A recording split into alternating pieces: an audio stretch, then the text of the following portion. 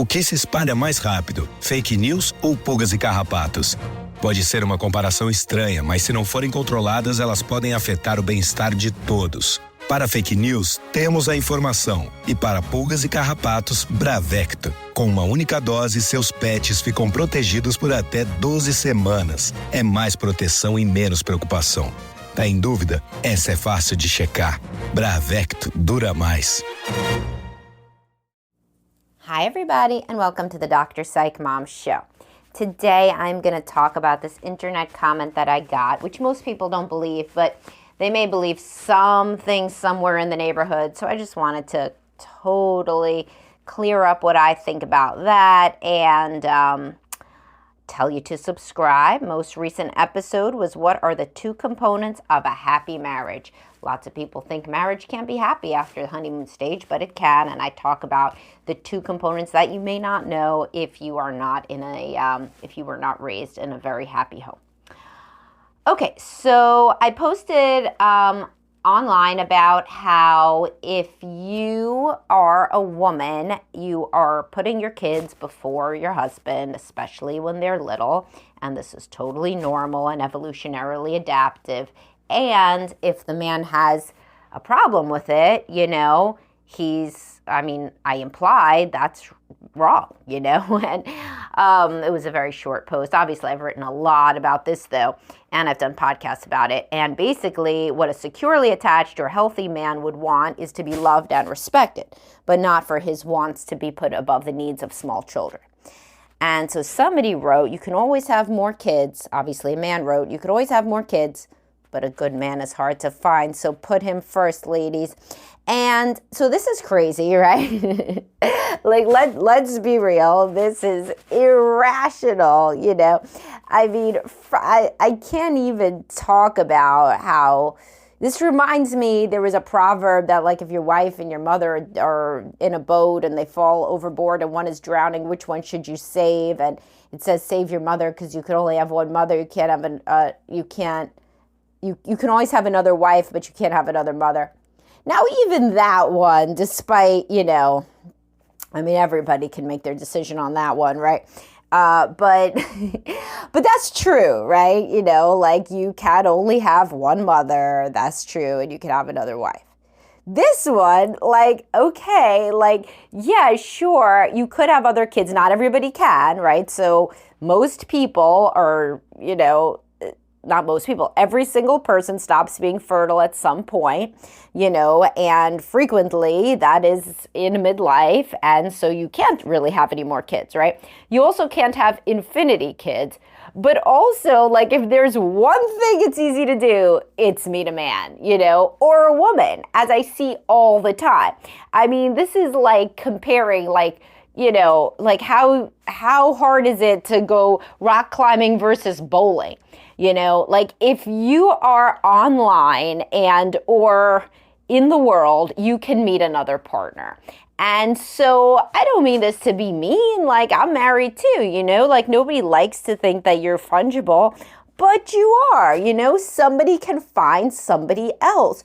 Your children are your genetic material, your legacy. Your desire to save your children should be 1,000 times more than your partner, and particularly if you're a woman, because men can have almost infinite children because they just have to have sex, whereas women have a finite amount of babies that they can carry and deliver and raise. And so therefore, there's a huge genetic legacy motivator to keep your genetic material alive. And this is why women in particular are wired to preserve their children at all costs.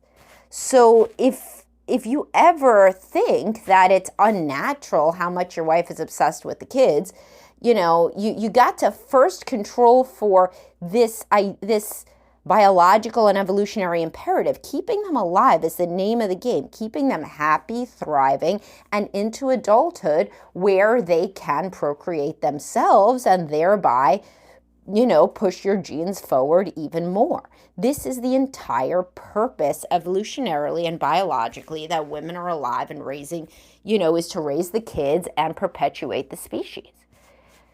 And men have the same kind of imperative to have sex with a lot of women. So if they're not doing that, then it's kind of like a gentleman's contract, right? So she can't 100% focus on the kids and just like completely ignore him if she wants to remain married, even just for the good of the kids. You know, it's better for the kids to have him around. Then she's got to remain a wife also. You know, and because he's not having sex with all these other women, you know, she's got to remain some kind of a viable partner so that his efforts to procreate, you know, can at least be done with her, even if they're not done with anybody else. You know, even if he would prefer ideally to have sex with 1 million women, if she's making herself available, then he doesn't have to have sex with 1 million women, right?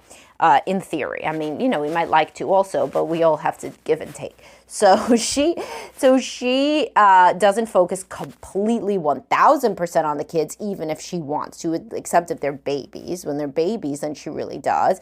But at a certain point, you know, she moves out to the next level of parenting, and she goes on date nights again, and, and she's interested again in having a marriage with him. Now, if he pushes on this, so she has like a 6-month-old baby and he's always pushing for date nights, well, she's going to regret that forever and she's going to hate him. I mean, a lot of women will hate him. Younger women still want to go on date night. They want to get, away from the baby some and have a little break and what have you. But I've seen this happen where they are going on date nights and he's pushing for more and he's pushing for weekends away, and you're not supposed to want to go away from your baby. Like, if you do, that's fine, but you're not supposed to want to because they would die. So in theory, back in the day, they were supported by only you nursing them. And so therefore, you're supposed to want to be near them. That's evolutionary, right? If you go away from them, they die. So therefore, you want to be near them.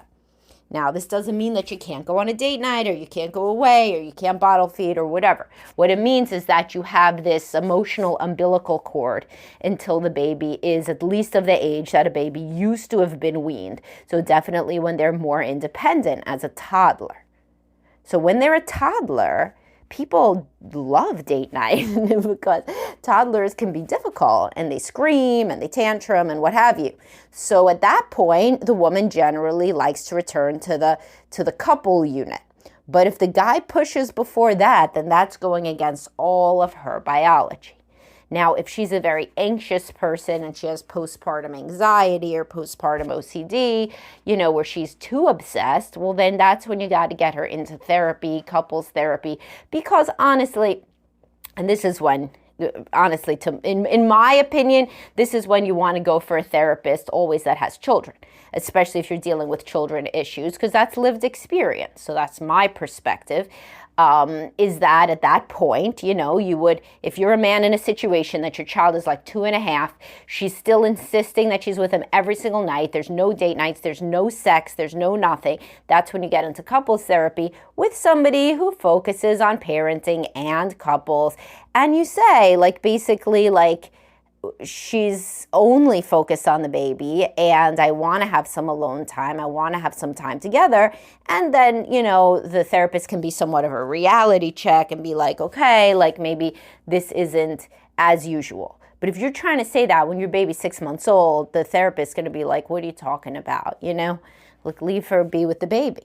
Because really, the point here is not him. In her mind, the point, everything revolves around the baby. All of her hormones are racing, her oxytocin, she's probably still nursing.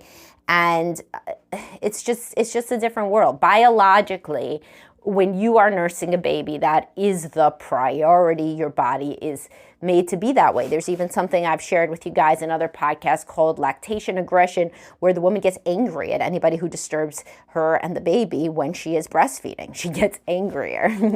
And you may have experienced that, but never known what the name was. Most women think that's kind of funny. It's like when your older child's about to wake up the baby and you're flooded with rage, then that's what that is. That's lactation aggression, and that's normal. That means you're trying to get anybody away from the baby. You're trying to protect the baby and the baby's peace and quiet and eating and sleeping at all costs. And obviously you could see why that perpetuates our species. So then what is the role, because many of you don't have babies anymore, so what is the role in midlife as the children are school age? Well, at that point, then of course she's always going to be, if the kid has a play and you have a date night, guess what? She's not going to date night. If the kid has a play and you have a something at work, she's going to go to the kid's play. She's basically always going to go to the kid's play is the point. But if it's the kid's lacrosse practice versus you say that there's something that you want her to go to with you, then at least every so often she should go to that.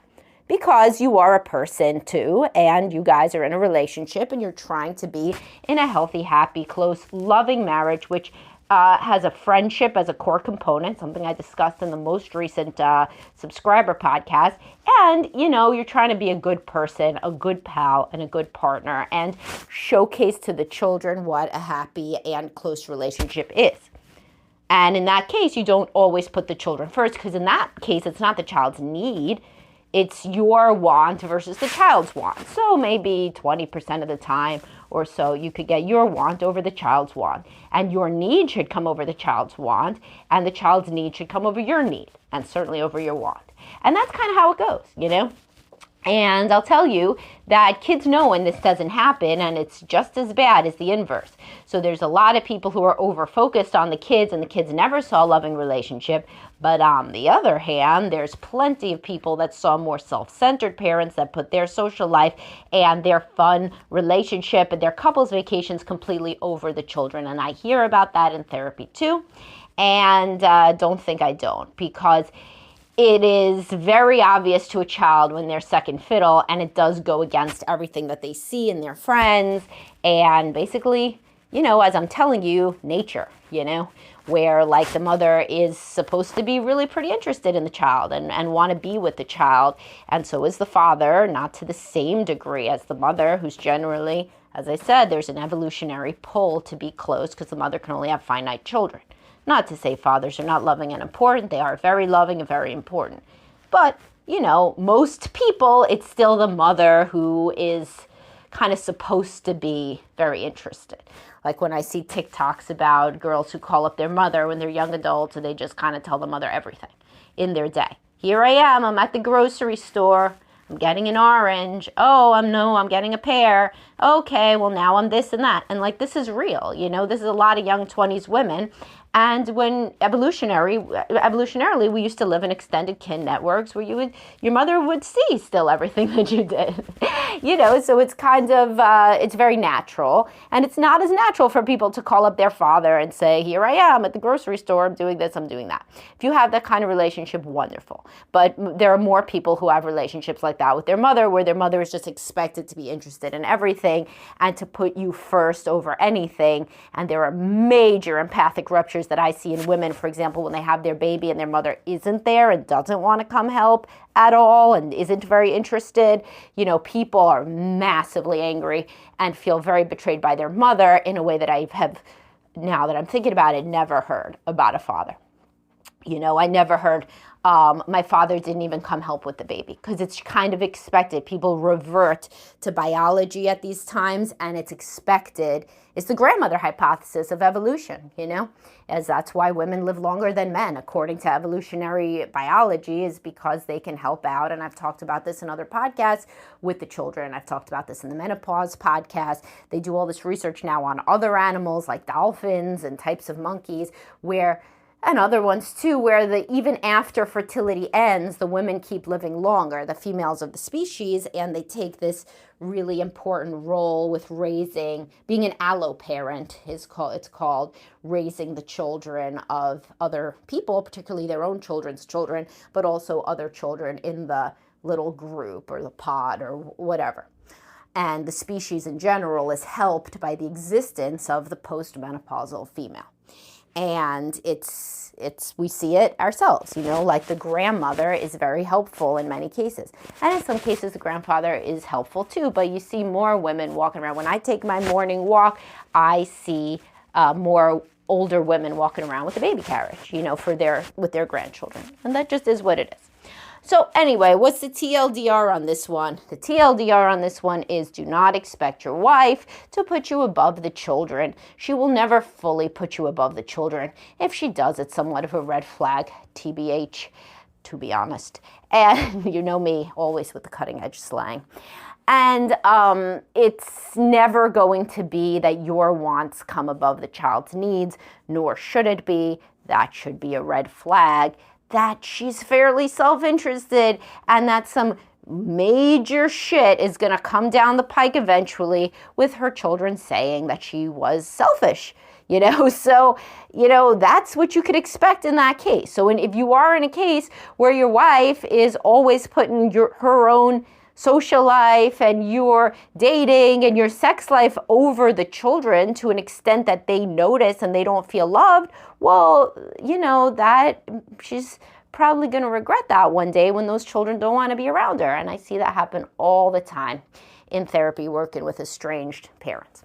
All right, well, I'll talk to you guys soon, and I hope you enjoyed this and have a great day. Bye-bye.